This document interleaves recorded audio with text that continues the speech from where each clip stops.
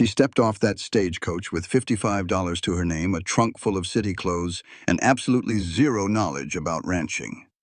Everyone in that dying valley gave her 2 weeks, tops, before she'd pack up and run back to Philadelphia. But here's the thing they didn't understand about Clara Whitmore. She had nothing left to lose. No job waiting for her, no family, no man who hadn't already betrayed her trust. That broken-down ranch with its starving cattle and collapsing barn, it wasn't a death sentence. It was her last chance to become somebody who mattered. The neighbor who rode up that first morning, he looked her dead in the eyes and said 5 words that would haunt her. "You are going to die out here." What he didn't know was that Clara had been dying slowly for years in a Philadelphia sweatshop. At least here, if she failed, it would be on her own terms. But would she fail? Or would this city girl do what no one believed possible?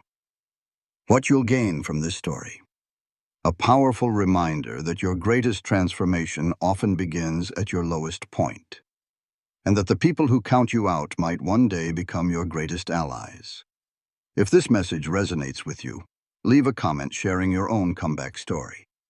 And if you want more stories of women who refuse to quit, hit subscribe and the bell so you never miss one.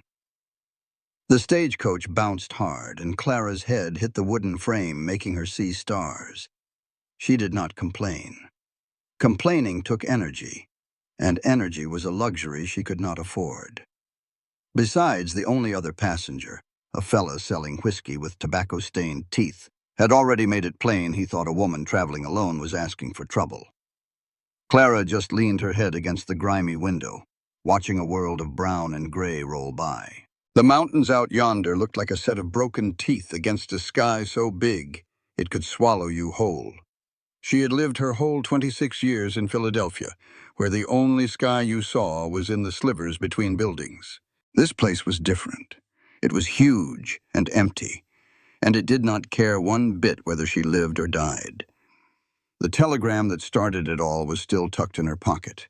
She knew every word by heart, but she pulled it out anyway. Her fingers, calloused from pushing a needle through heavy cloth for years, unfolded the flimsy paper. It was short and to the point. Her Uncle Jonathan was gone. His property, the Valley Creek Ranch, was now hers. She needed to come right away. She had only met her Uncle Jonathan twice, once when she was 7 and another time at her daddy's funeral when she was 12. Her mother always called him the wild brother, the one who picked cattle over family. And now, after 14 years of silence, he had left her everything he had. The driver hollered back, "Valley Creek, about 15 minutes out."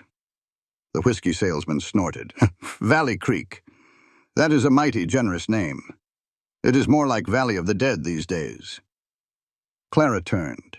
"What do you mean by that?" He grinned, showing off those awful teeth. "The whole valley's been dying for 5 years, miss. A bad drought, cattle getting sick, and the railroad decided to go a different way. Most folks have already packed up and left." He leaned in close, and the smell of cheap whiskey hit her like a wave. "So, which one was your uncle? Too stubborn to leave or too broke?" "I imagine he was both," Clara said, her voice barely a whisper. The man let out a loud laugh. Just then, the stagecoach reached the top of a ridge, and the valley spread out below them. It looked like a fresh wound carved into the land. Clara's breath caught in her throat. Miles of brown grass, a creek that was just a muddy scar, and the skeletons of old ranches scattered about. She could see her new home from there. A barn with a sagging roof, a house missing shingles, and fence posts leaning over like tired old men. A few skinny cows, their ribs showing, stood near the creek. "That one there," the salesman said, pointing. "That'd be the Whitmore place. Looks like it's just waiting for a strong breeze to put it out of its misery." Clara did not say a word. He was not wrong. The town of Valley Creek was just one muddy street. It had a general store, a saloon, a church with peeling paint, and a lawyer's office with faded letters. The whole town had fewer people than her old block back in Philadelphia. The stagecoach stopped, and Clara stepped out into mud that came up to her ankles. It felt like every person in that town turned to stare. This was not like the city. These folks were not just curious, they were calculating, trying to figure out how long a woman like her would last out here. "You must be Miss Whitmore," a voice said. A thin man in a worn-out suit walked over from the lawyer's office. He looked to be about 50, with tired eyes that had seen too many dreams fail. "I'm James Mitchell." He did not offer to shake her hand. "I am sorry for your loss." "Thank you," Clara said, pulling her thin coat tighter. "I got your telegram." "Then you know the situation is not good," he said, motioning to his office. "We ought to talk inside. It is complicated." Complicated was putting it mildly. The lawyer's office was small and cold. He pointed to a wobbly chair and sat down behind a desk piled high with papers. "Your uncle, Mr.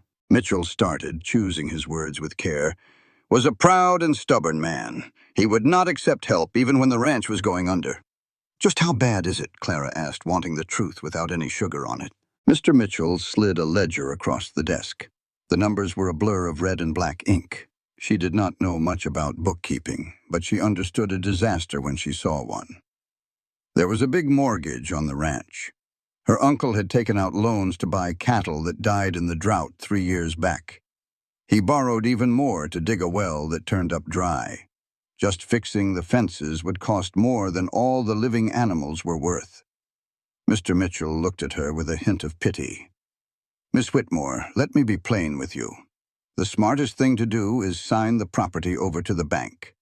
Take whatever little money is left and go back where you came from." "And how much would be left?" "Maybe $50, maybe nothing at all." Clara leaned back. $50.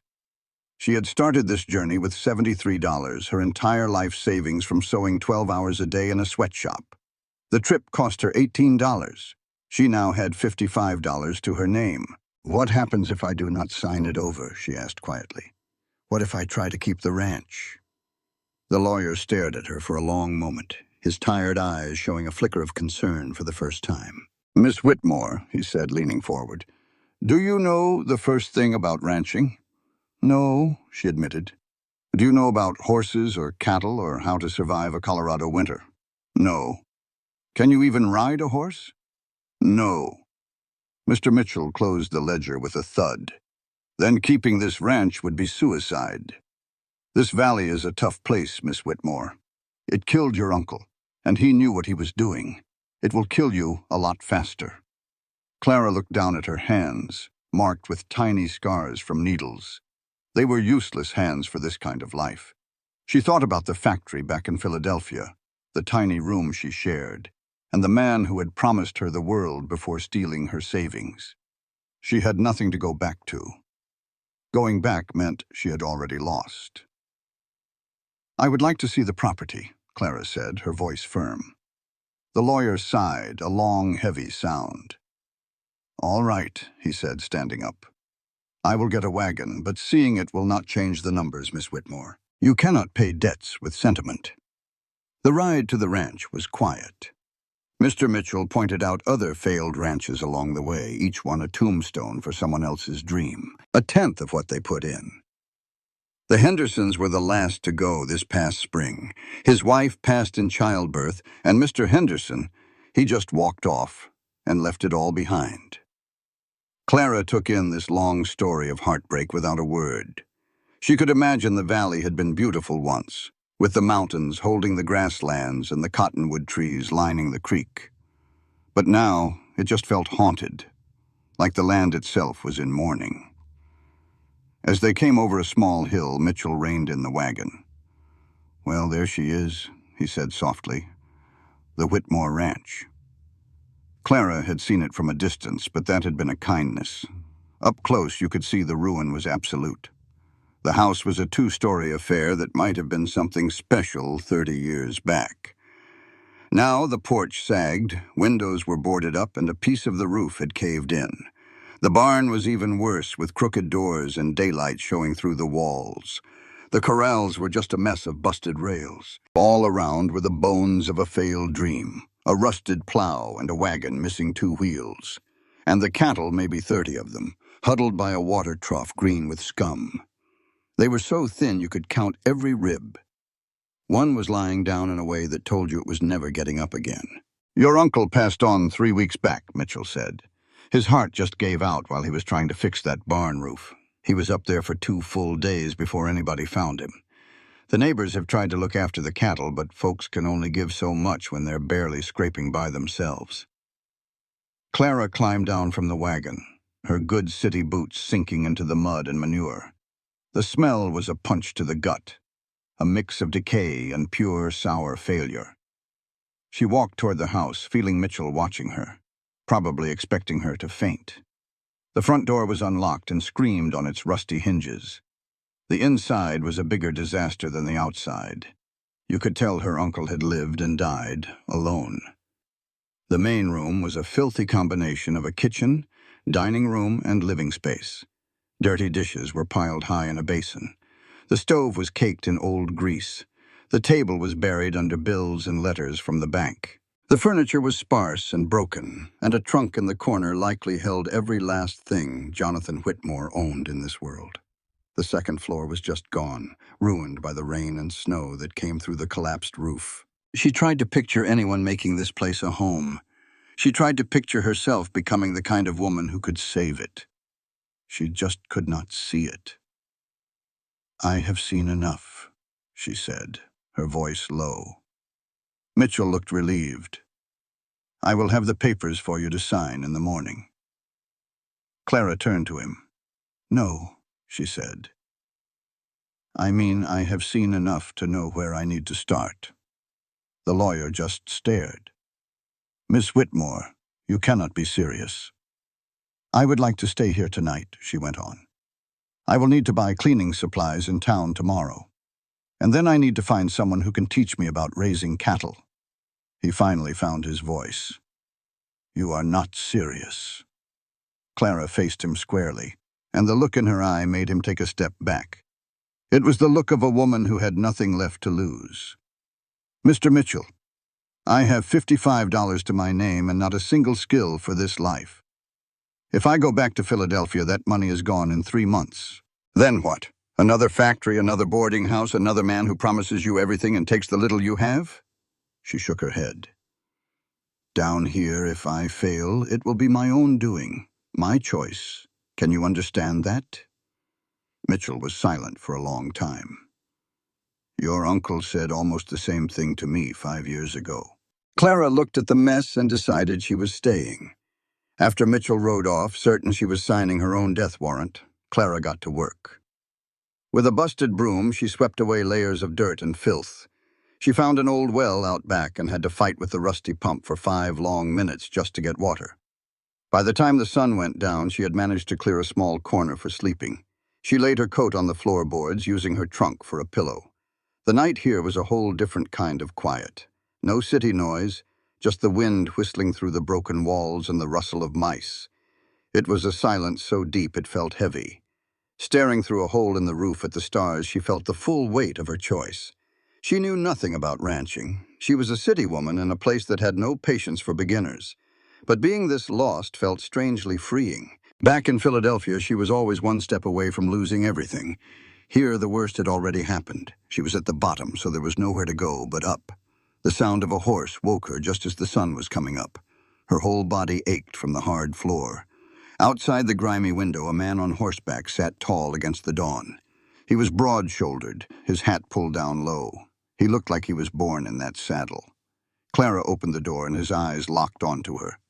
He looked her over like he was judging cattle at an auction. "You're the niece," he stated, not asking. "Clara Whitmore." He gave a short nod. "Ethan Hale. I own the land to the north. Reckon that makes us neighbors." His voice was gravelly, like he didn't use it much. "Saw your chimney smoke. Came to see if you were here or if scavengers had moved in." His eyes moved past her to the house, his expression unchanging. But she knew he was taking in every broken board and busted window. "You planning on staying?" he asked. "Yes." "For how long?" "As long as it takes." Ethan Hale looked back at her, and she saw a flicker of something in his eyes. Maybe surprise. "Do you know a single thing about ranching, Miss Whitmore?" "No." Can you ride? No. Can you rope, brand, mend a fence, shoe a horse, or birth a calf? No. He was quiet for a second, then he said flat out, "Then you are going to die out here." A cold resolve settled in Clara's chest. "Maybe I will," she said, "but I am going to try not to. And Mr. Hale, if you rode all this way just to tell me to give up, you have wasted your time. I have had that conversation with myself 100 times already. The answer is still no." Hale studied her for a long moment. In the morning light, she could see he was a man in his mid-30s, with a jaw that looked like it was cut from rock and hands scarred from hard labor. "The cattle need to be fed," he said at last. "I have hay in my barn. I will bring a load over." Clara was stunned. "Why would you do that?" He looked over at the starving animals. "Because they are hungry. I just do not like to see animals suffer." He gathered his reins. "Do not think this is charity, Miss Whitmore. I am not helping you. I am helping them." She told him, "I cannot pay you." He said, "I know." "Then why are you doing this?" she asked. "Because your uncle, for all his faults, was a man who tried. That has to count for something." Ethan turned his horse to leave. "I will be back in an hour." He was gone before she could say another word. Clara stood on the porch, shivering, and looked out at what was now her ranch. The cattle were thin shadows by the water trough. The barn was a skeleton, and the fences were all leaning. Everything was either broken or dying. Everything but her. She went inside and stoked the fire. She had $55, no useful skills, and a neighbor who figured she was a lost cause. But going back to the city was its own kind of death. At least out here, if she failed, she would fail on her own terms. She saw Ethan Hale return with a wagon full of hay. He got right to work, not even glancing at the house. He moved among the cattle with an easy, practiced skill, and Clara watched his every move, trying to learn. She had told him the truth. She knew nothing about this life, but she was a quick study. She had to be. This dying ranch was all she had left in the world, and she would not let it beat her without one heck of a fight. When he finished with the hay, he walked the fence line, testing the posts. Finally, he came toward the house. "Thank you," she said, meeting him in the muddy yard. He just nodded. "That is about 3 days' worth of feed. They will need more after that." "I will figure it out," she promised. He looked at her, his eyes full of doubt. "Will you?" "I have to." He studied her face for a long moment before heading back to his horse. "This land does not care about what you have to do, Miss Whitmore. It only cares about what you can do." He swung into his saddle. "Your fence posts are rotten in at least 12 places. Your water is bad. You have got 3 cows with hoof rot, and that one over there will not last the week. Your barn is one good gust away from falling down, and this house is not much better." Each truth hit her like a punch, but she kept her face still. "Is that everything?" "No," he said. "But it is a start." He turned his horse. "Mitchell is right. You ought to sell." "I am not leaving," she said. "Then you are a fool." "Probably," Clara said. "But I am a fool who owns a ranch." A flicker of something, maybe respect, crossed his face for an instant. "When you come to your senses, my offer stands." He rode off, leaving her in the mud, surrounded by proof of how impossible her situation was. She spent the rest of the day working on the house. It was harder than the 12-hour days she spent sewing in the factory. This was back-breaking work, hauling water and scrubbing floors until her hands were raw and her whole body screamed. By nightfall, she had one clean room. She scrubbed the whole place down, washing dishes and scraping grease off a stove that looked like it had been forgotten for years. The supplies her uncle left were a sorry sight. The flour had weevils, the coffee was stale, and the salt pork was nearly all salt.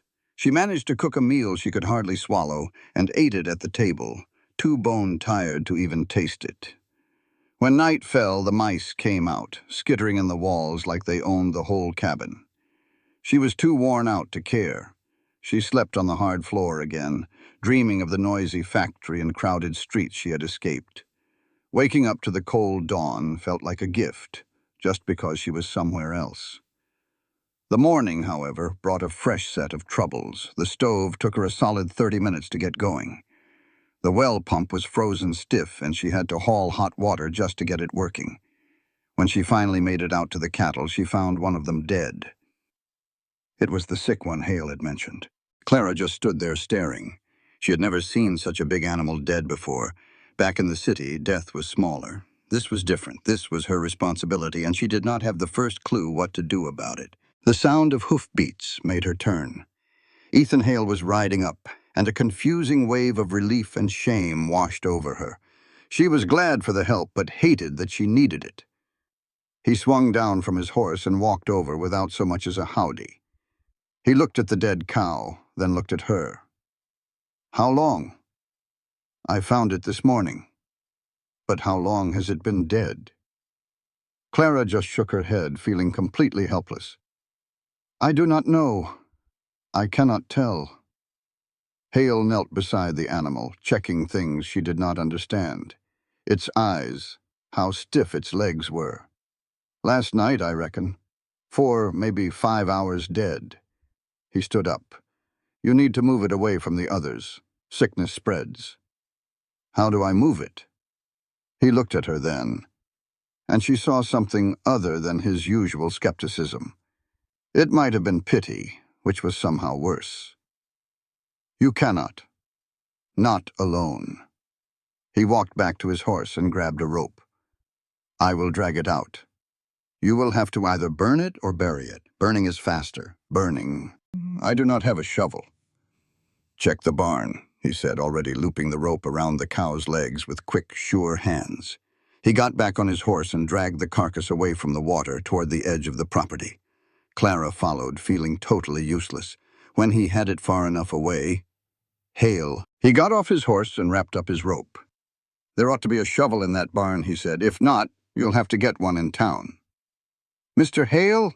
Clara called out. And he stopped. She had to ask, "Why are you doing this?" He was quiet for a good long while, just looking out at the valley. He watched the brown grass and the mountains far off, and the sky that was filling with mean-looking clouds.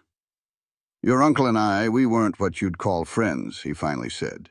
"But we were neighbors. Out here, that counts for something." He told her how her uncle helped him years ago when his cattle busted a fence in a storm. He never asked for a dime, just did what needed doing. "I figure I owe him this," he told her. "But once this debt is settled, Miss Whitmore, you are on your own, you understand?" She nodded. He got on his horse and rode off. Clara went to find a shovel. She found one, all right, under a pile of junk and almost rusted through. It took her all morning and then some to dig that hole.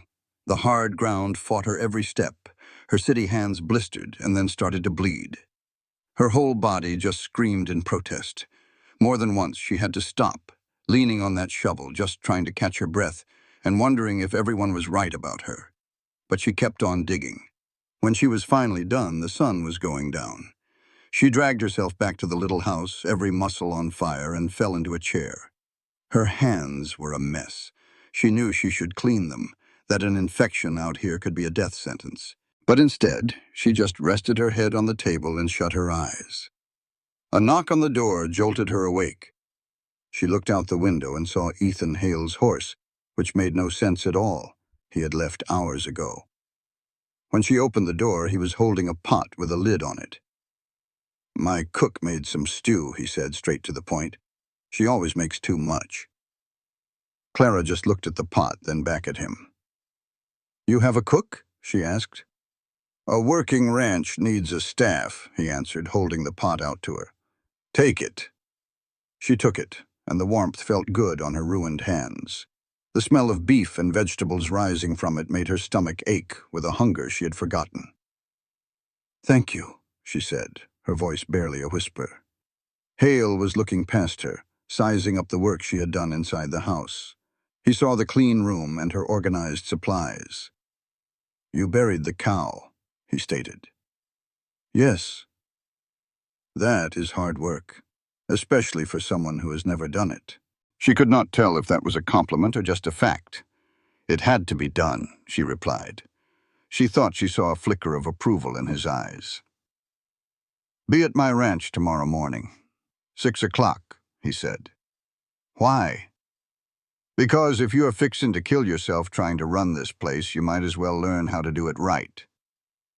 He started to leave, but then he stopped. Bring gloves and some decent boots if you have them. I do not have any. He let out a sigh. I will find you some. 6 o'clock, Miss Whitmore. Do not be late. He was gone before she could say another word, leaving Clara standing there holding that pot of stew. She watched him ride off into the growing dark. She was too hungry to even sit down, so she ate the stew standing right there at the stove. It was the best thing she had eaten in a long, long time. Real food, made by someone who cared. She ate every last bit until her stomach hurt from being full so fast. After that, she tore strips from an old shirt to bandage her hands, pulled on her coat, and laid down on the hard floor. Tomorrow, she would learn how to survive. If Ethan Hale was offering to teach her, she was ready to learn. If this land wanted to break her, it would have to try a whole lot harder. She woke up in the pitch black, confused for a moment. The old clock she had wound up said 4:30 in the morning. She had no idea if that was too early or too late for a rancher, but she knew 6 o'clock was coming up fast.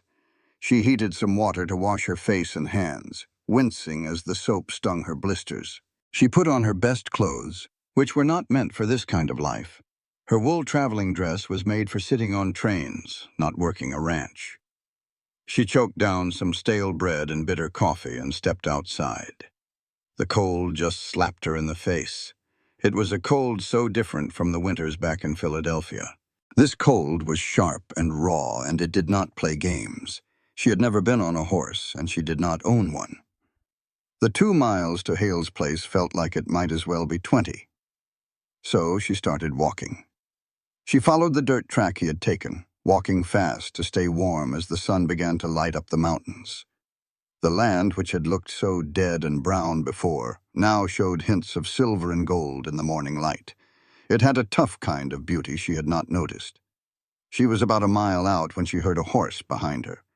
It was Hale riding his horse and leading another one. He did not seem the least bit surprised to see her on foot. You do not have a horse? He asked. No. You cannot run a ranch without a horse. I am aware. He pointed to the horse he was leading, a calm-looking brown mare. This here is Molly. She is 20 years old and patient. She will not throw you unless you do something really foolish. You can use her while you learn. Clara just stared. I cannot afford... It is a loan, not a gift. When you leave, she comes back to me. He got down and held the stirrup for her. Left foot in. Grab the saddle horn and pull yourself up. I am wearing a dress. Then you will ride poorly. Find some pants tomorrow. Your uncle must have left some. He held the stirrup steady. Come on now, Miss Whitmore, we are burning daylight. Clara walked toward that horse like it was a wild beast, which to her it was. Molly the horse turned her head, her big dark eyes looking at Clara with what seemed like endless patience and a little bit of humor.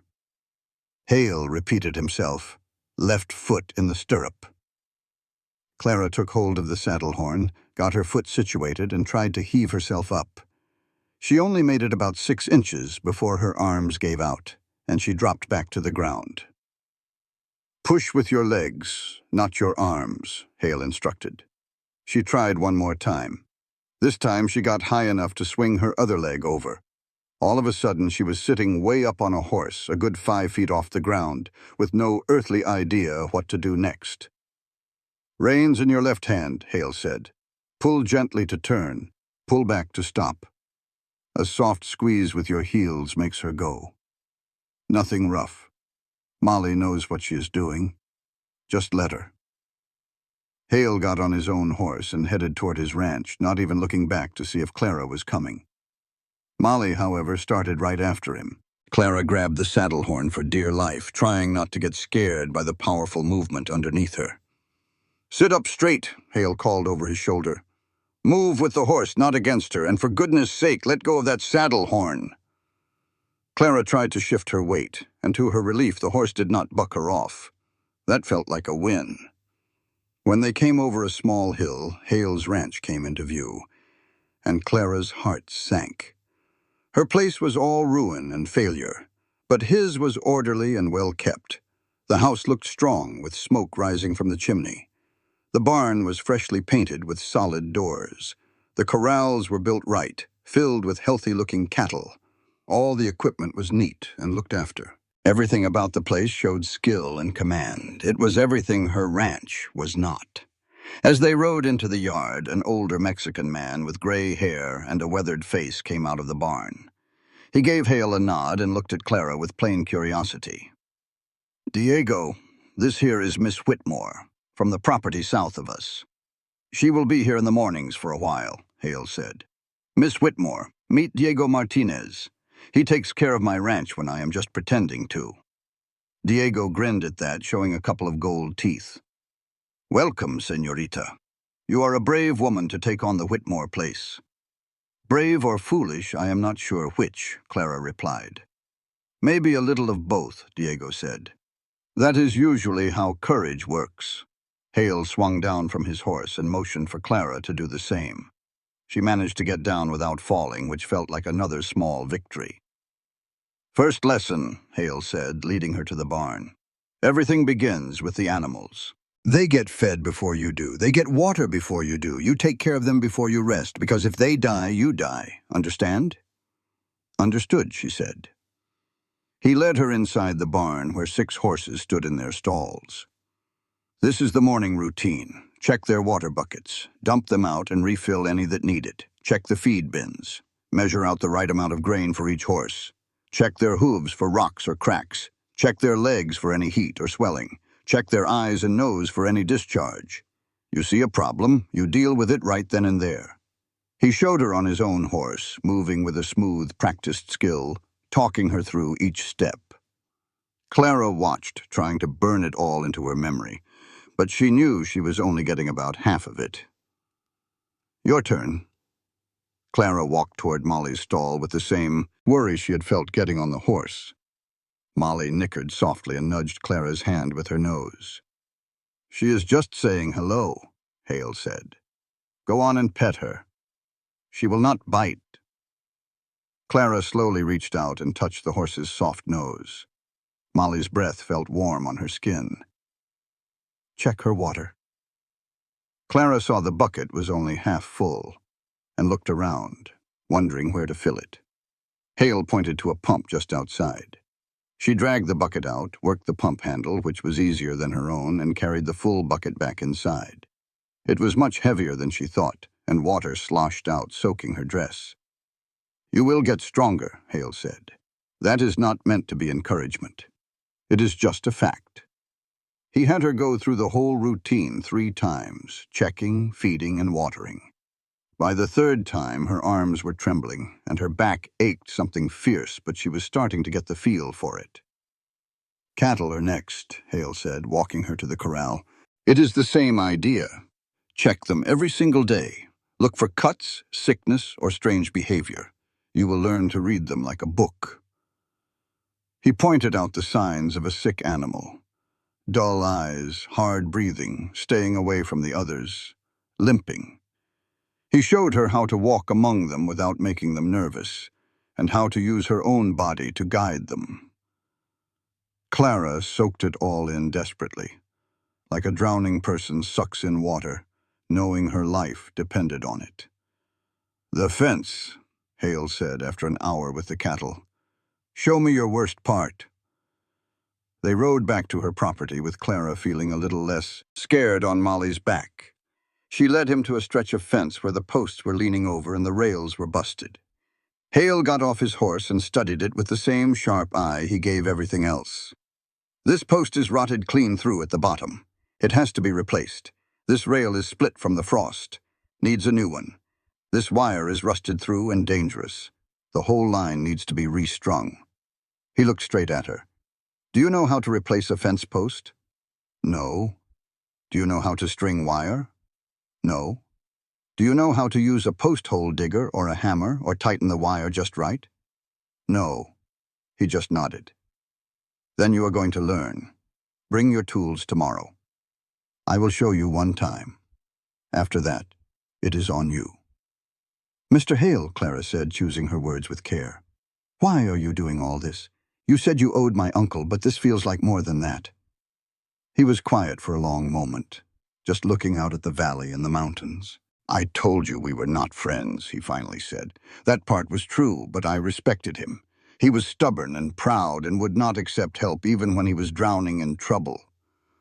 Probably what did him in. You, he said, turning to her, remind me of him. You have got that same stubborn streak, refusing to see what is right in front of you. That same fool idea that you can do the impossible. The only difference is he knew what he was doing and failed anyway.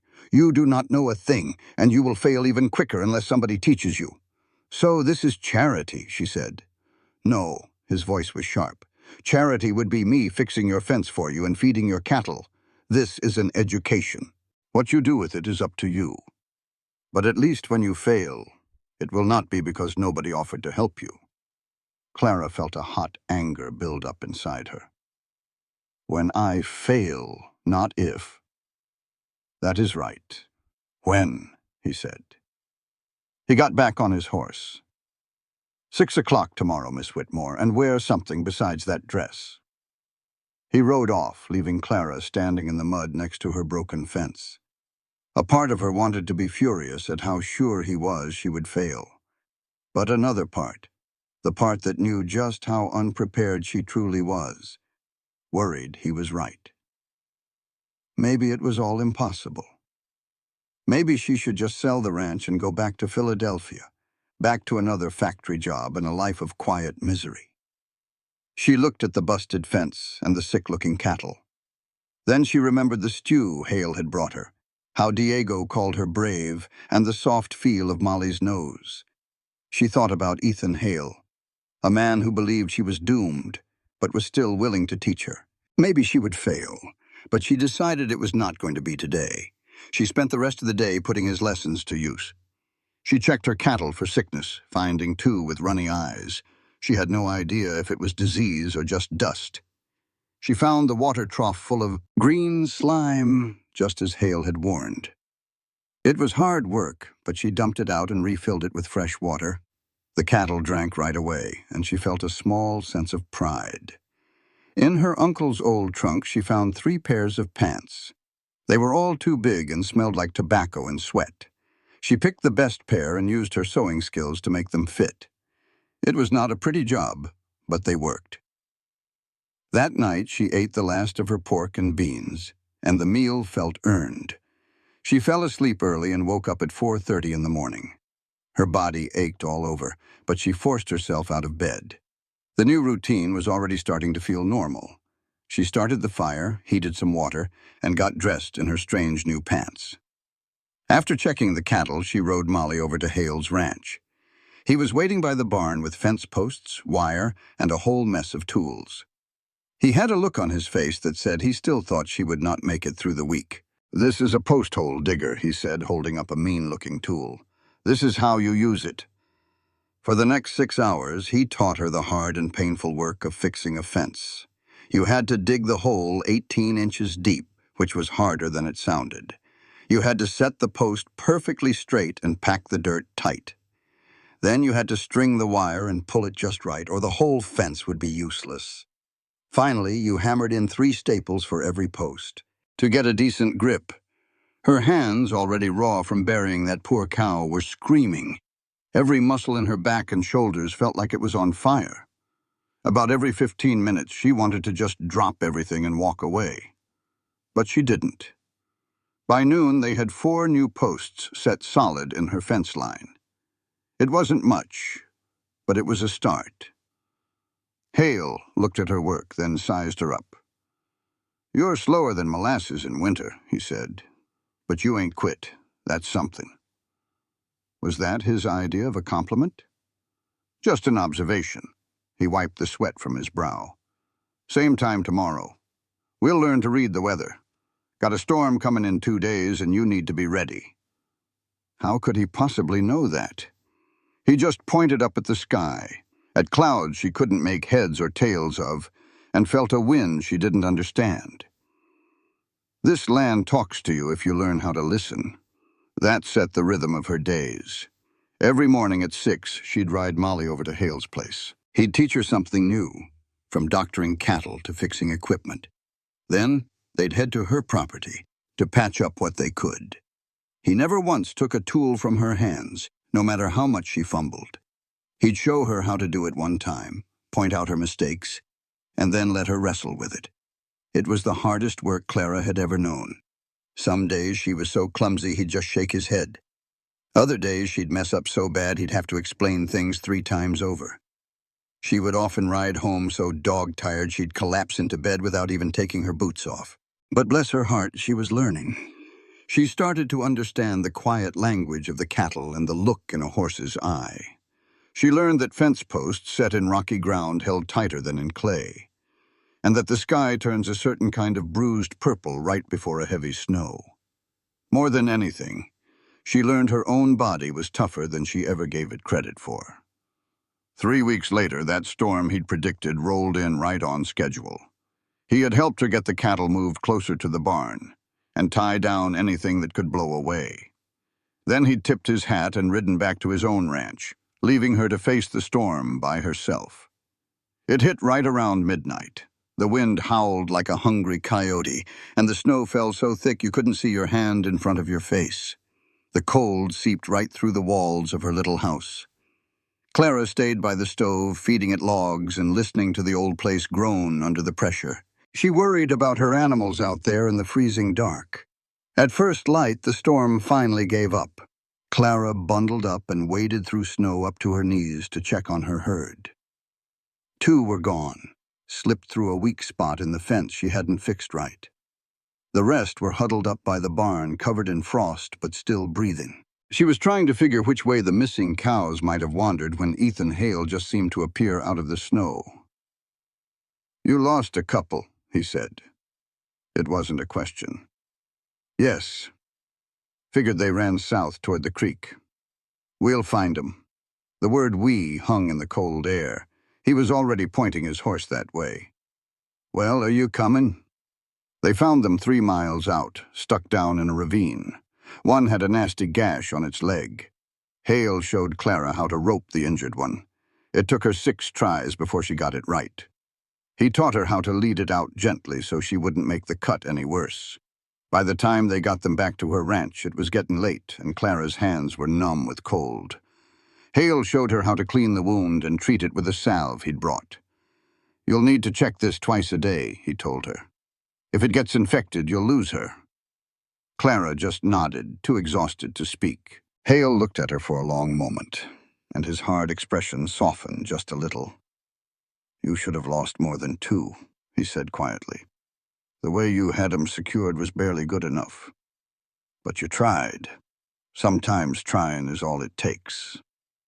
It was the closest thing to a kind word he'd ever said to her. "Thank you," Clara managed to say, "for the help." Neighbors help neighbors, even the stubborn ones. He swung up onto his horse. "Take tomorrow off. You've earned a rest." And with that, he rode off. Clara watched him go, feeling a little bit of warmth spread through her chest. She was probably still going to fail. The ranch was still on its last legs. But she had made it through a winter storm. She had saved her cattle. And Ethan Hale, the man who figured she'd be gone in a week, was still teaching her. That had to mean something. Of course, Clara didn't take a day off. That injured cow needed doctoring, and the fence that failed needed mending right away. Her body ached for rest, but the ranch didn't care about aches and pains. She was hammering in a new post when Hale rode up 3 days later.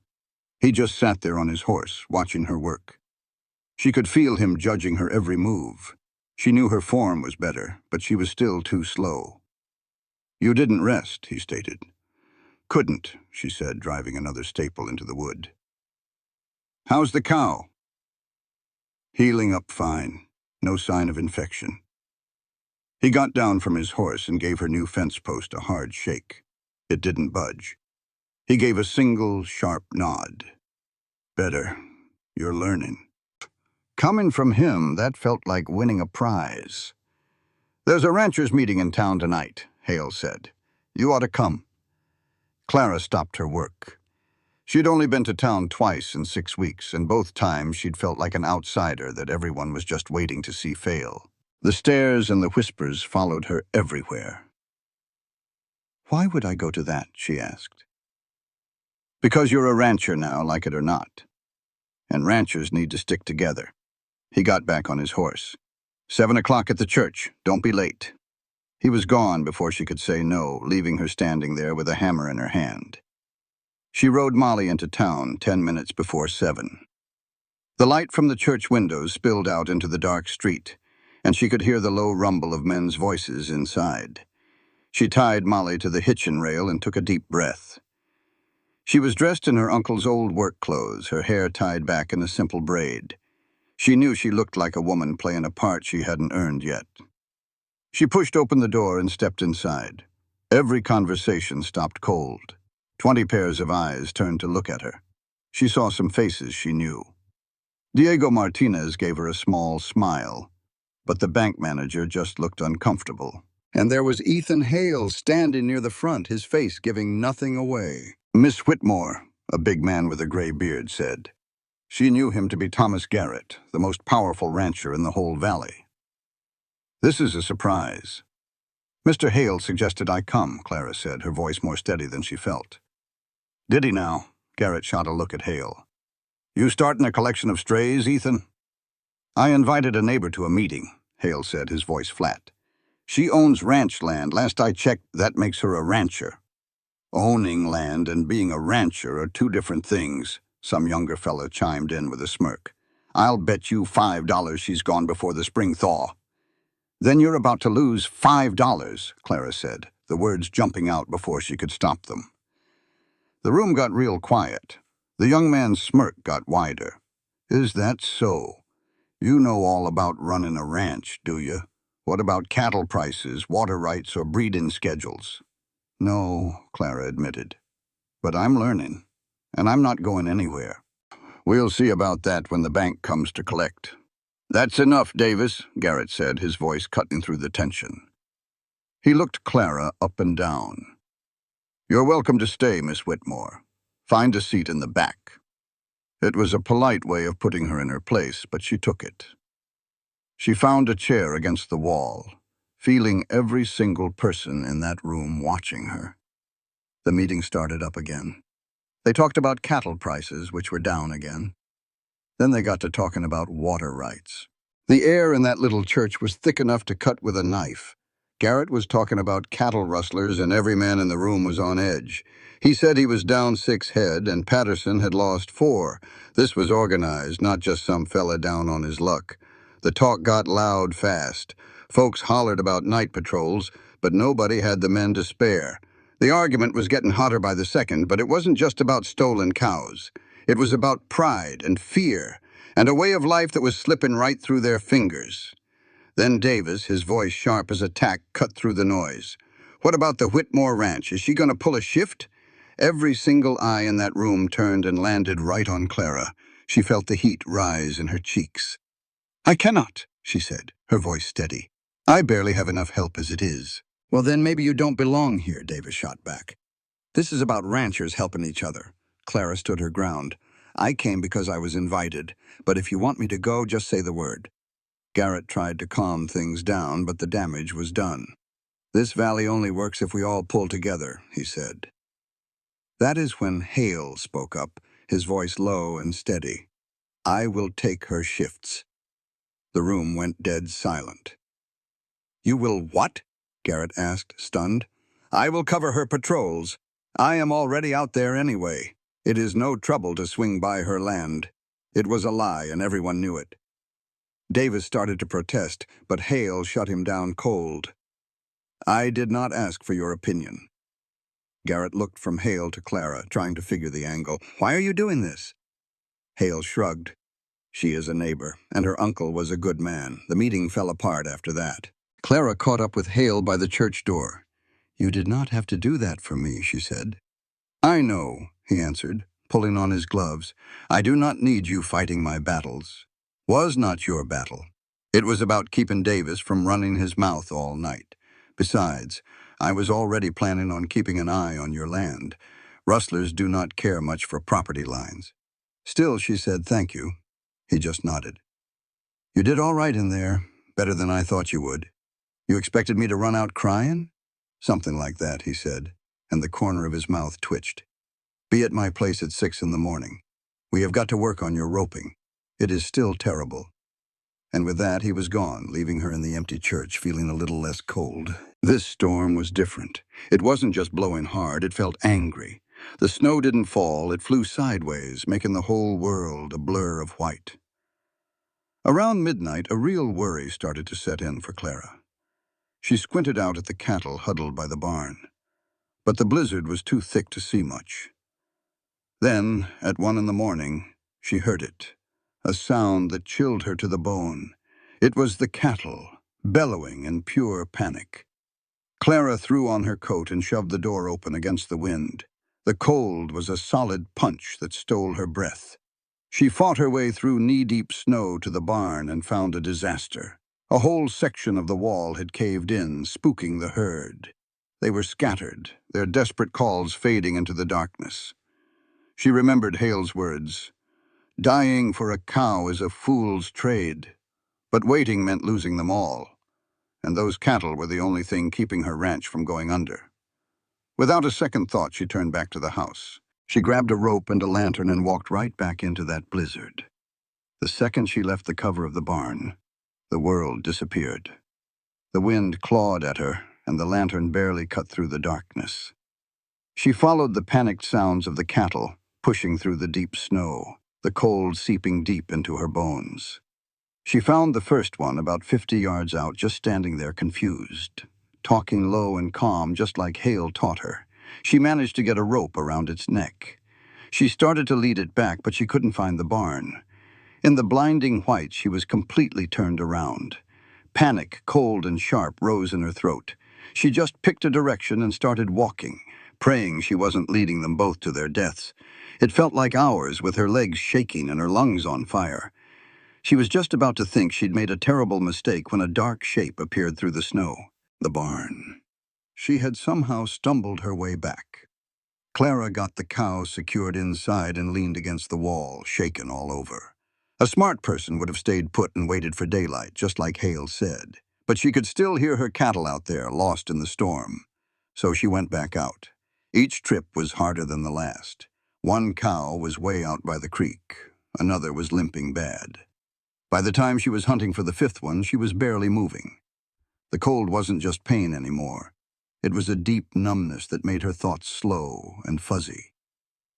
She found the last cow, got the rope on it, and realized she was lost again. This time, her lantern was out. She stood in the pitch black, the storm screaming all around her. This was it. This was how she would die, out here in a Colorado blizzard, chasing cattle on a ranch that never seemed to want her. And in a strange way, she felt calm. At least she was going out fighting. Then she heard it, hoofbeats coming through the storm. A horse and rider appeared out of the white chaos, moving like they owned the blizzard. It was Ethan Hale. The look on his face was pure fury. "What in the Sam Hill are you doing?" he yelled over the wind. "Saving my cattle. You're getting yourself killed is what you're doing. They're my responsibility." He swung off his horse and grabbed her arm, his grip like iron. "The barn is 200 yards that way. You think you can make it?" Her teeth were chattering too hard to speak, so she just nodded. "Then get going. I'll handle the cow."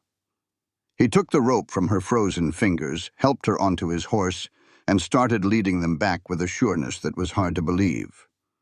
Once the cow was inside, he turned to her. "How many more are out there?" "I don't know. 3, maybe 4. His jaw was set like stone. "You stay right here." "Like hell I will," Clara shot back. "They're my cattle, my ranch, and you're half frozen." "You'll die out there." "Then I'll die trying." They stood there, glaring at each other while the storm raged.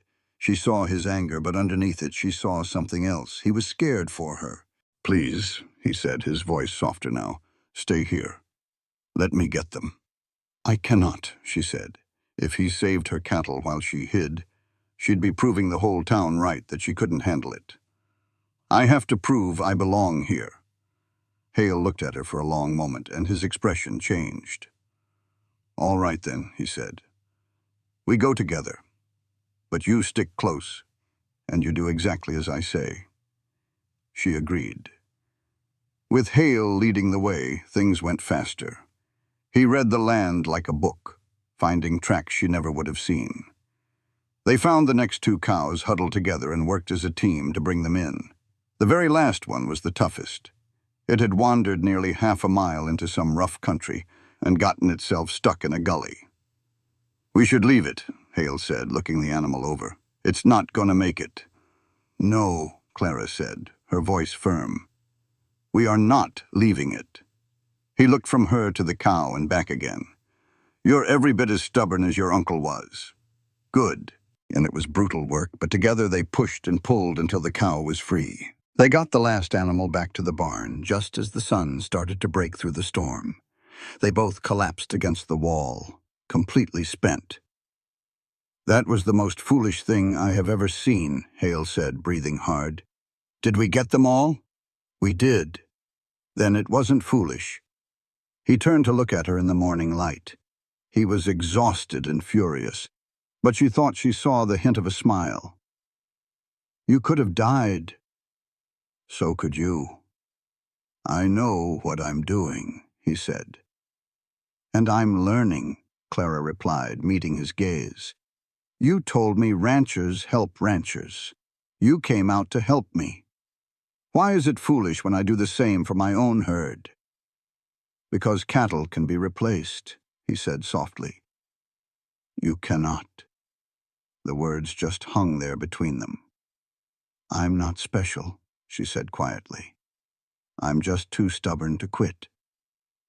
That is what makes you special, Hale said. He stood up and offered her his hand. Come on.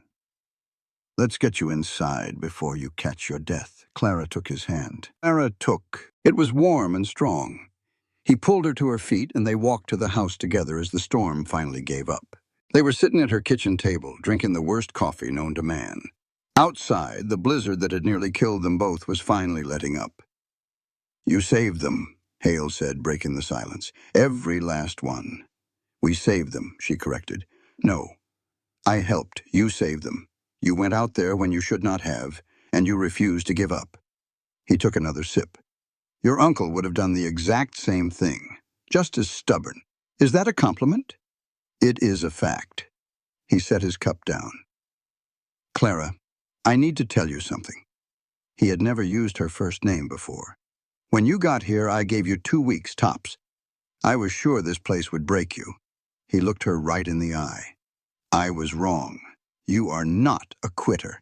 You belong here, Clara. She felt a warmth spread through her chest that had nothing to do with the stove. The land has not accepted me. The town thinks I will fail. The bank is ready to foreclose. The town and the bank do not matter, he said, leaning forward. What matters is that you are still here, still fighting for it. That is what makes you a rancher. He stood up to leave. The spring roundup is in 6 weeks. It is your last chance to pay down that debt. You understand that, right? I understand. Then we will work double time. I will teach you all I know, but the rest is on you. Thank you, Ethan. He gave a single nod and walked out into the pale morning light. For the first time, Clara looked out at the snow-covered valley, and she saw home. She was starting to feel like she belonged on this land, a feeling she'd never had before. But the ranch was still on its last legs, and the debts were a heavy weight. That spring roundup felt like a test she was bound to fail. Still, she was here, and she had no intention of leaving. For 6 weeks, her life was a whirlwind of hard work.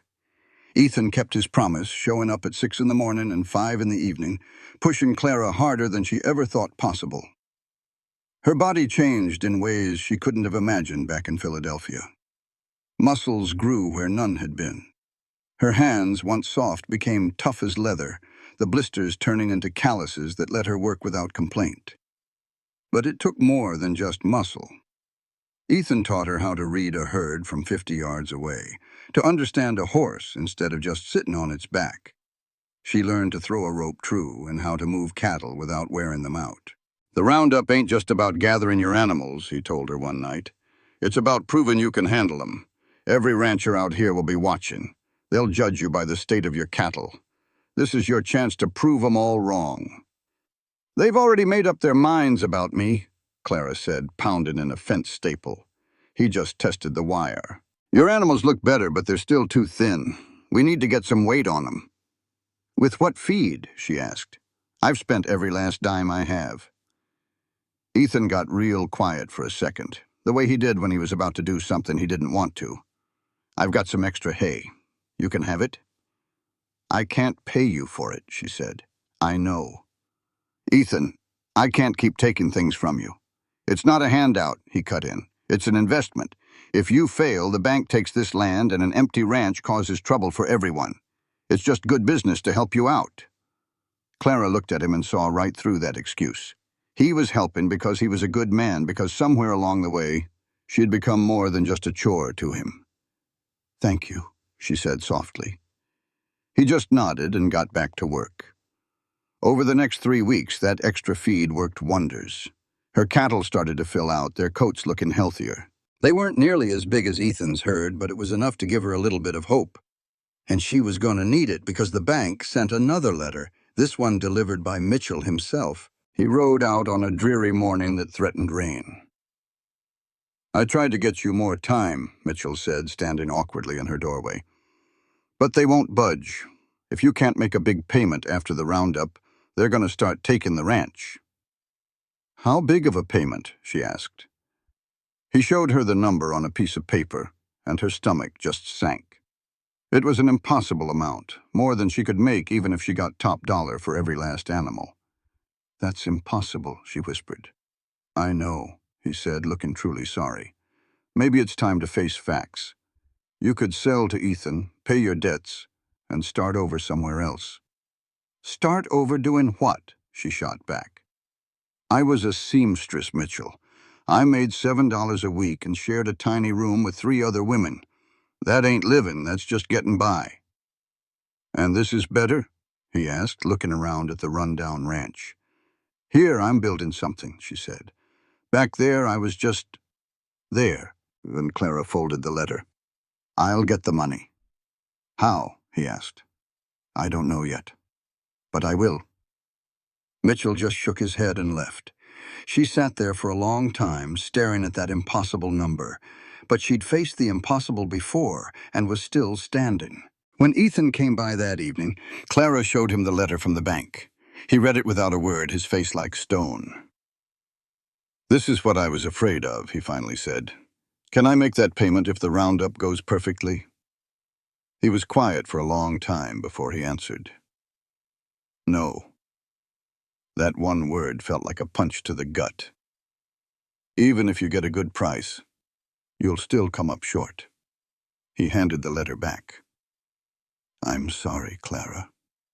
She felt numb. "So that's it? I lose." "You haven't lost," he said. "You've done more with this place than anyone thought you could. But numbers don't care how hard you work." A cold feeling settled deep inside her. She had always known it was a long shot, but she'd hoped that pure grit would be enough. It wasn't. "I should just sell to you," she said quietly. "Get what I can before the bank gets it all."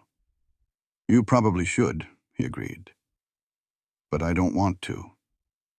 Ethan stepped a little closer. "I know.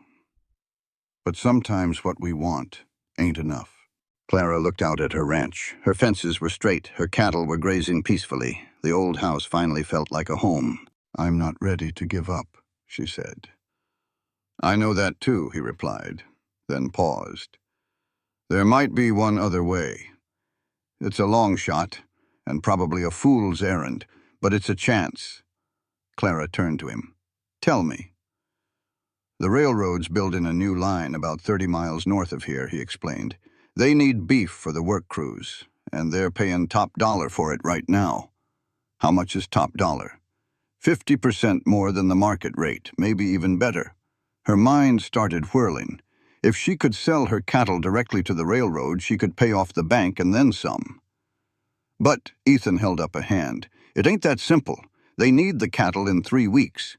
That means you'd miss our local roundup. You'd have to drive your herd 30 miles through rough country all by yourself. And you'd need someone to introduce you to the buyers." "Would you do that for me?" she asked. "I would," he said. "But I can't help with the drive. Our roundup is the same week, and I've got my own herd to handle." She saw the whole picture then. She would be completely on her own, driving her animals through territory she didn't know. A dozen things could go wrong, but if she pulled it off, she would save her ranch. "I'll do it," she said, without a second thought. "Clara, you need to understand what you're saying. You've never driven a herd that far. The land is unforgiving. You'll be alone for 3, maybe 4 days. If you get into trouble, nobody's coming to help." "I understand," she insisted. "Do you?" he pressed. "Because if you lose those cattle, or if the buyers turn you away, it's all over. You lose everything." "I understand," she repeated, her voice firm. "What other choice do I have? I can sell now and walk away with nothing, or I can take this chance." He looked at her for a long, hard moment. "When did you get so dang stubborn?" "Must have inherited it from my uncle," she said. He almost smiled. "All right, then. We've got 2 weeks to get you ready. And Clara, this is going to make everything we've done so far seem like a walk in the park. You've got to learn skills that take most folks years to master." "Then you'd better start teaching me," she replied. The next 2 weeks were the hardest of her life. Ethan ran her through every bad situation he could think of. They practiced moving the herd through narrow gaps and across deep water. He taught her how to navigate by the sun and the stars, and how to spot trouble before it found her. He showed her how to camp without a fire, and how to get some sleep while still keeping an eye on her herd.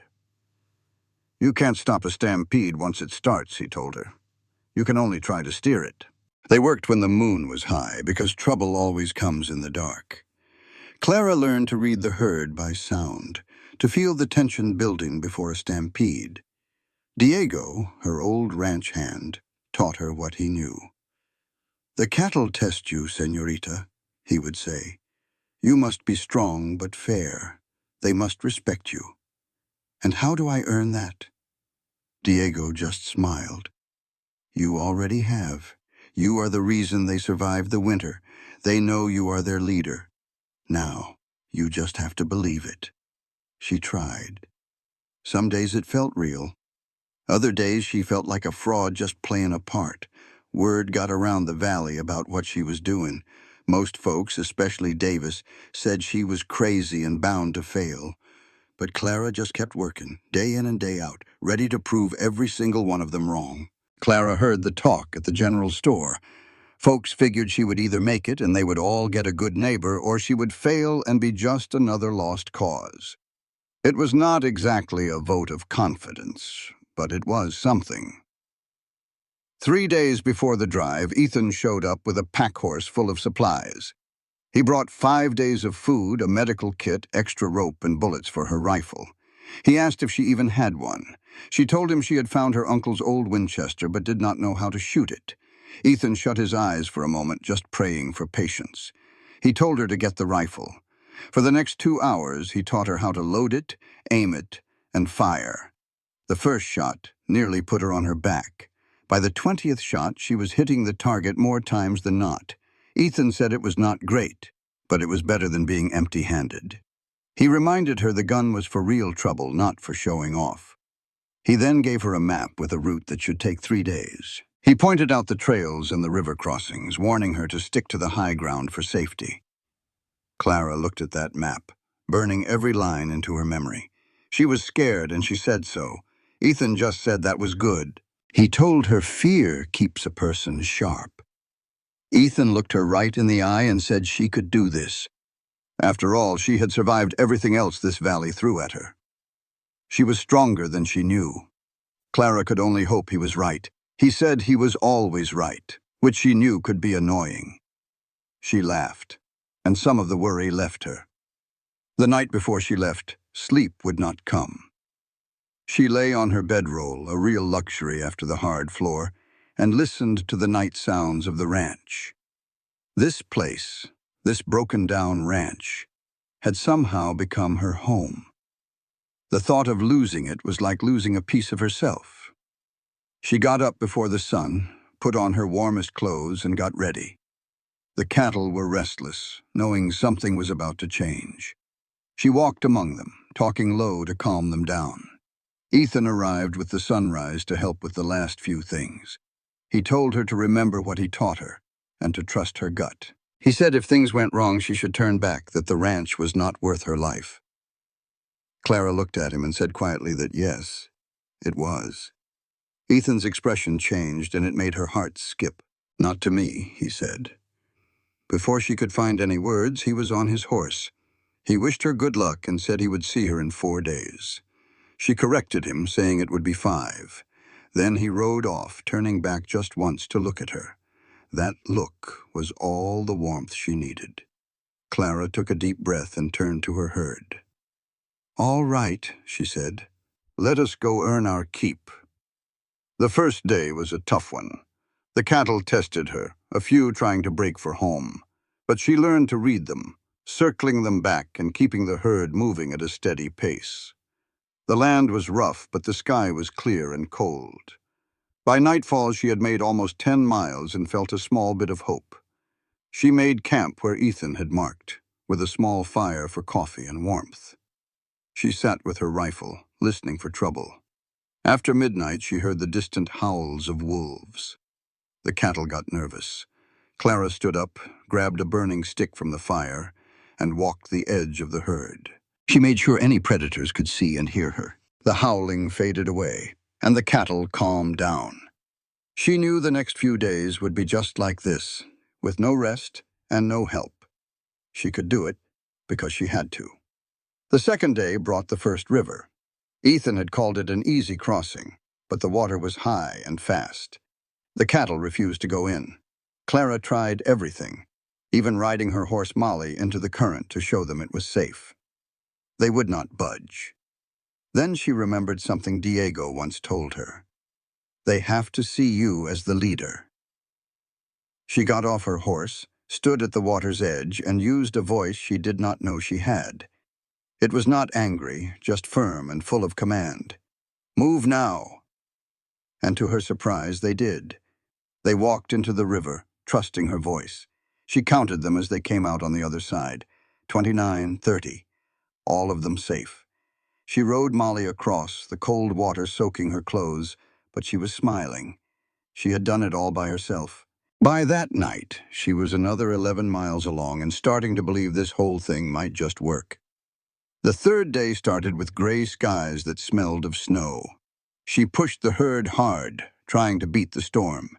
She was only 5 miles from the railroad camp when the snow began to fall thick and fast. Soon, she could not see a thing. The wind howled and the cattle panicked, scattering in every direction. For a second, Clara felt a real terror rise up. This was how it ended. Then she heard Ethan's voice in her head, telling her to guide the stampede, not fight it.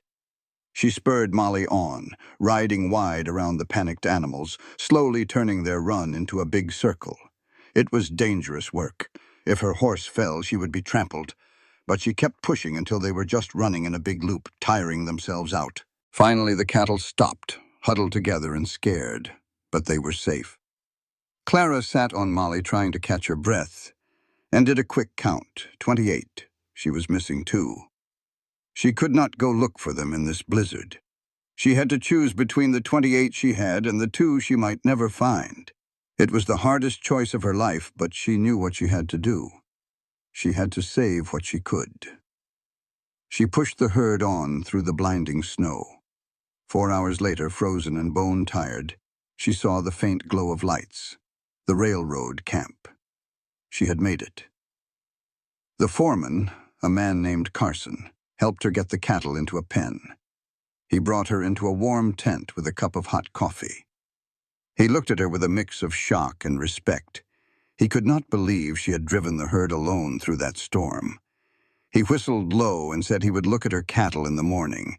If they were healthy, they would talk about a price.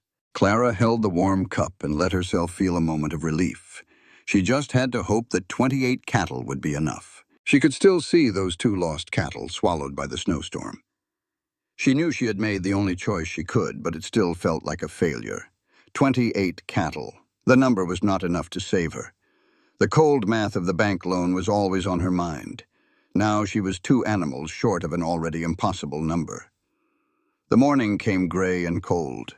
The storm was gone, leaving behind a world covered in clean, fresh snow. Clara went to check on her herd. They were tired but alive, their breath making little clouds in the air. She counted them one more time, hoping she had been wrong. 28. Still 28. That is where Carson found her. He was the cattle buyer, a man who'd been looking at livestock his whole life. He walked through her small herd, checking each one. Clara stayed quiet, letting her hard work do the talking. Her cattle were thinner than they should have been, not like Ethan's herd. But they were alive because she had fought all winter to keep them that way. They are lean, Carson finally said, but they are healthy. No sickness I can see. He turned to her. How did a woman like you end up ranching out here alone? I inherited it from my uncle. He passed away 3 months ago. And before that? Before that, I was a seamstress in Philadelphia. Carson's eyebrows shot up. A seamstress, he repeated. And now you are driving cattle through blizzards all by yourself. That is quite a leap, he said. I did not have much of a choice. There is always a choice. You could have sold the place and gone back home. He leaned on the fence. But you did not. Why is that? Clara thought for a moment. The real reasons were complicated, but the simplest one was the truest. Because it is mine, she said. This ranch, this land, all of it. For the first time in my life, I have something that matters. I am building something here, and I am not giving it up. Carson gave a slow nod. I can respect that. All right, Miss Whitmore. I will give you a premium price, 50% over the market rate. Clara quickly did the numbers in her head, and her heart sank right to her boots. Even with the better price, 28 head of cattle was not enough. She would still be short on the bank payment, maybe by $100, and close does not count when you owe the bank. Is something wrong? Carson asked, seeing her face. No, sir. That is more than a fair price, she said, forcing a smile. When can we make it official? My paymaster will bring the papers by in the morning. He started to leave, then turned back. You know, we will need beef steady for the next 6 months for the railroad crew. If you can deliver quality cattle on time, I can offer you a contract. Premium rates for every delivery. Clara could hardly breathe. How often? Once a month. Maybe 20 to 30 head each time. He looked at her closely. That is, if you think you can handle it. You can manage it. That was a hard drive. Not everyone could do what you just did. I can manage it, Clara said, her voice steady even as hope blossomed in her chest. A contract meant real money, a real future. I can absolutely manage it. Then we will discuss the terms tomorrow. Carson tipped his hat and walked away. Clara stood there in the snow, trying to take it all in. She had done it. It was not perfect. She'd lost 2 animals and nearly died. But she did it. And now she had a future. But she still had to make that one last payment. And she was still short. Clara spent the rest of the day helping with camp chores, trying not to think about the number stuck in her head. $100 short. That was all that stood between her and losing everything she had worked for. That evening, as she was getting ready for bed, one of the workers found her. Miss Whitmore, there is someone here asking for you. Clara's heart jumped. Had something happened at the ranch? She followed the worker outside and saw Ethan Hale standing there, dusted with snow, his horse steaming from a hard ride. "Ethan," she hurried toward him. "What are you doing here? Is something wrong?" He dismounted, looking exhausted. "I brought something for you." He walked to his horse and untied something from the saddle. It was 2 cows, the 2 she had lost in the storm. Clara stared at them, then back at Ethan, unable to make sense of what she was seeing.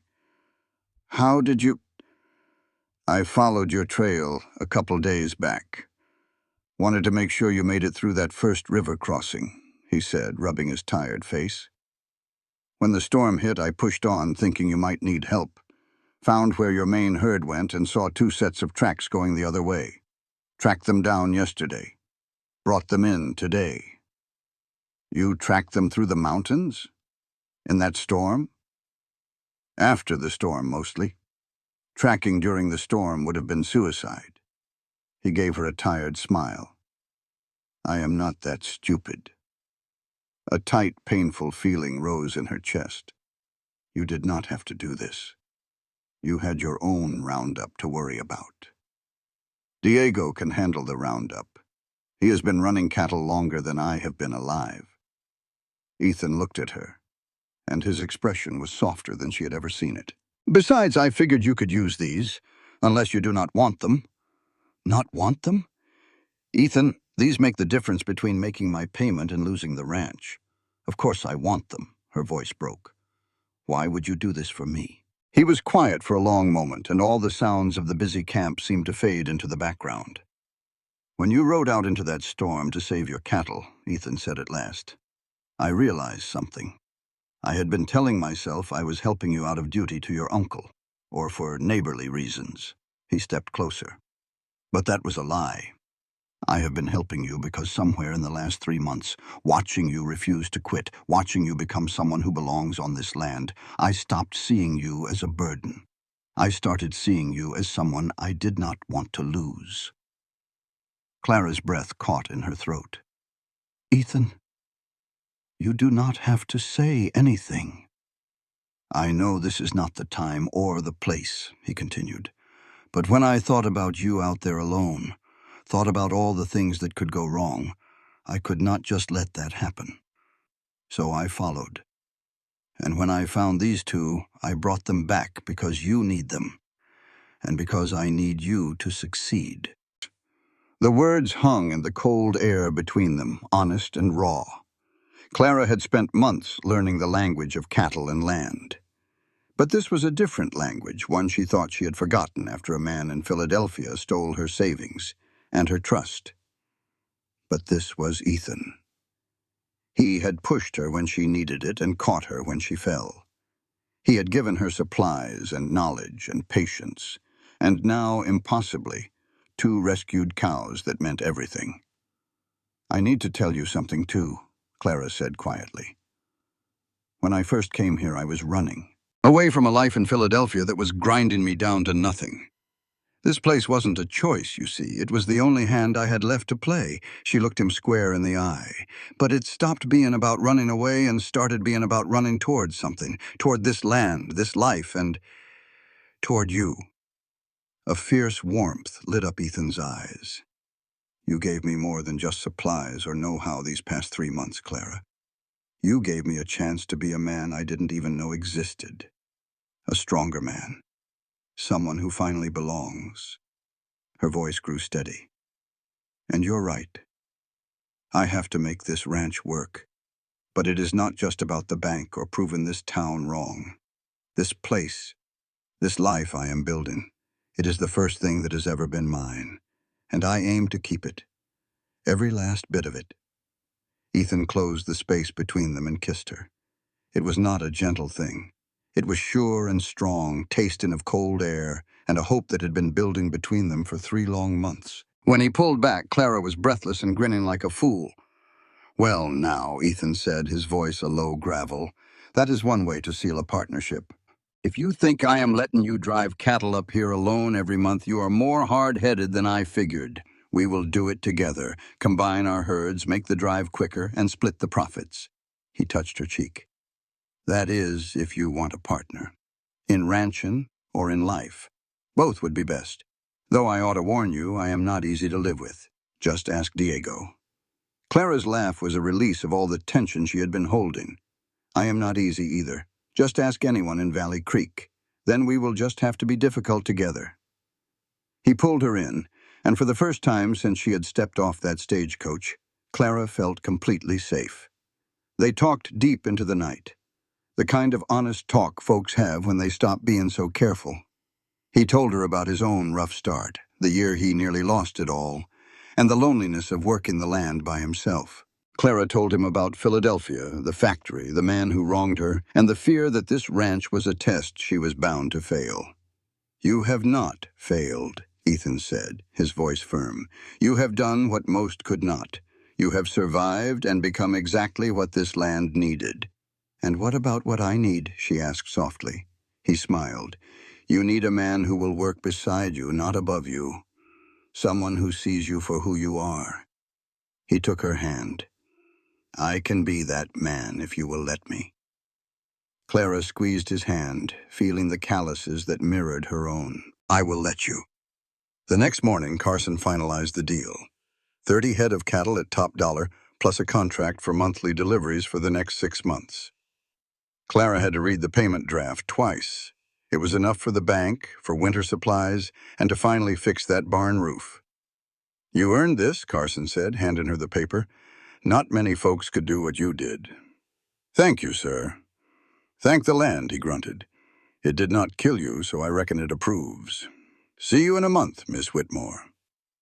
Clara and Ethan rode back to the valley together. The mountains stood sharp against a sky so blue it almost hurt to look at. What are you thinking about? Ethan asked after a long, comfortable silence. I was just remembering that first day you rode up and told me I was going to die out here, Clara said with a smile. You seem mighty sure of yourself. I was wrong. It happens from time to time. Only from time to time? Very rarely. He reached over, taking her hand. But I am sure glad I was wrong. This valley needs someone like you. Someone too stubborn to listen to reason. The valley or you, he asked. Both.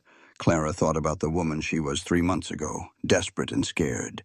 That woman would not recognize the person she was now, hardened by the weather, confident on her horse. But Clara knew that old self was still there. The fear had pushed her, the grit had kept her going, and the hope had refused to die. When they reached the ridge overlooking her land, she saw it with new eyes. The place was still shabby, the barn still needed work, but it was hers, and it was surviving. The town's reaction to her success was a mixed bag. Diego and a few other ranchers were genuinely happy for her. Others, like Davis, were sour about it. Garrett just shrugged when they stopped by. You proved something, he told her. The valley has room for folks with your kind of grit. Does that make me a rancher now? I would say so, Garrett smiled. But you might want to work on that barn. It is still an eyesore. At the bank, Mitchell looked plain shocked when Clara paid down a good chunk of her debt. I did not think you would make it, he admitted. I am glad I was wrong. Seems everyone is glad they were wrong, she said. It is becoming a common theme. The bank manager was less happy, but he took the payment. You have bought yourself some time, he said flatly. Do not waste it. I will not. In the weeks that followed, Clara and Ethan found their rhythm. She kept her own ranch, her independence hard-won. But they worked together on the big jobs, fixing her barn and planning the next drive. Evenings, they would sit on her newly repaired porch and talk about the future, about growing the herds and what the railroad contract really meant. I want to stay, Clara said one night, watching the sunset. This place tried to break me, but it made me who I am. Good, Ethan said, pulling her close. Because I am not going anywhere either. Diego would kill me. Would he come with us if we moved? Diego goes where the work is good and the boss is not a fool, so for now, that is here. Do this for real. Build a life with me. We ought to talk about the practical side of things, like whether we should merge our properties or keep them separate. Or if we should get married or just be partners in the business.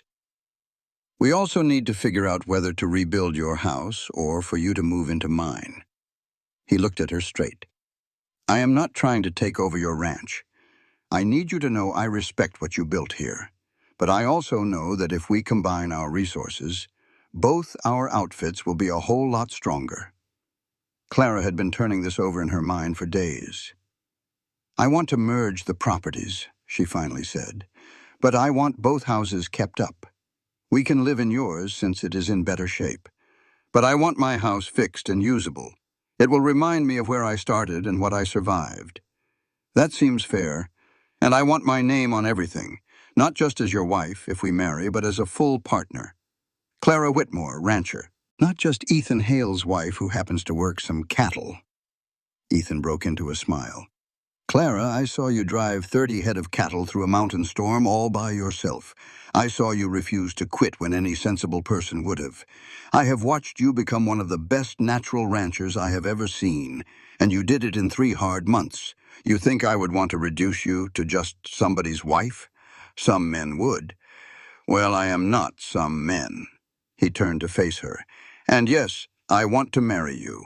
Not because you need saving, but because I have spent 35 years working this land by myself, and I am tired of being alone. I want a partner, an equal, someone to challenge me and make me a better man. His voice got quiet. I want you, Clara, all of you. The stubborn woman from Philadelphia who would not give up. The rancher who rides headfirst into storms. The woman who changed herself because she had no other choice. All of it. Clara felt tears welling up in her eyes. The good kind, from a place in her chest that had been locked up for too long. Yes. Yes to what part? Yes to all of it. Merging our ranches, being partners, getting married, and building a life right here. She gave him a slow, sure kiss. Yes to the future we are making together. They were married 3 weeks later in the same church where the ranchers had held their meeting. It was a small affair. Diego stood as Ethan's best man, and Mrs. Garrett stood for Clara. Most of the valley folks came, mostly just to see what was happening, but Clara did not mind. She stood before the preacher in a dress she had sewn from fabric bought with her first earnings. She looked at Ethan in his best suit and promised to build a life with him. The valley people slowly warmed up to her. Her success with the railroad contract helped. The fact that her cattle made it through the next winter helped even more. By spring, she rode in the valley roundup beside Ethan, and the way she handled her herd impressed even the old doubters. She had earned their respect.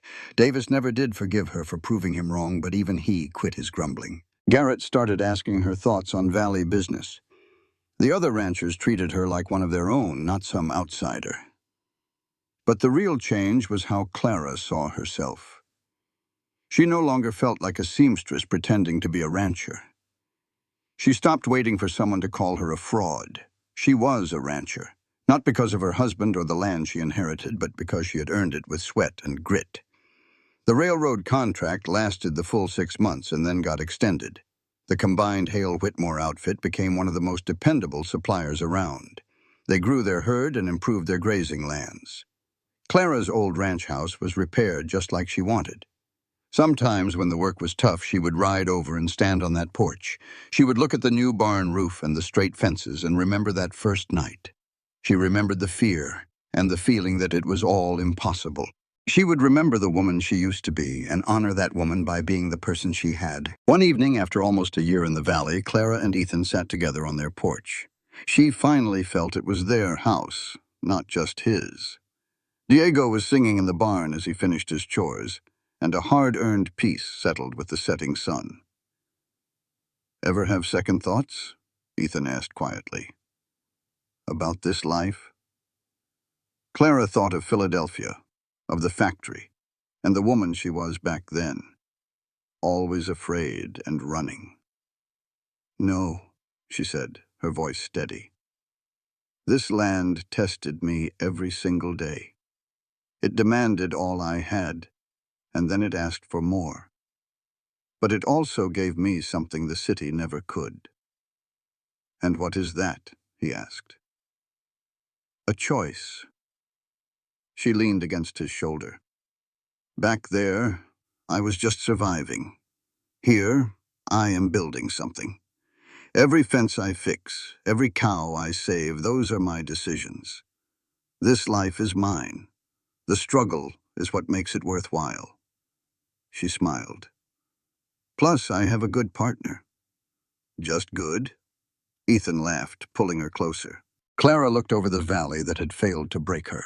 This was the land she had earned with her own 2 hands. She arrived 3 months ago with just a battered trunk and a telegram that felt like a final notice.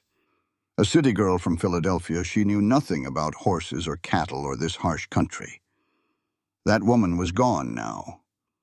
In her place was Clara Whitmore Hale, a rancher, a wife, and a survivor. She belonged here because she had earned it. The inheritance she dreaded had become the life she chose every single day. This valley, meant to break her, had forged her instead. Watching the sunset paint the mountains gold, feeling Ethan's warmth beside her, Clara knew what survival really was. It was not about being the strongest or the smartest.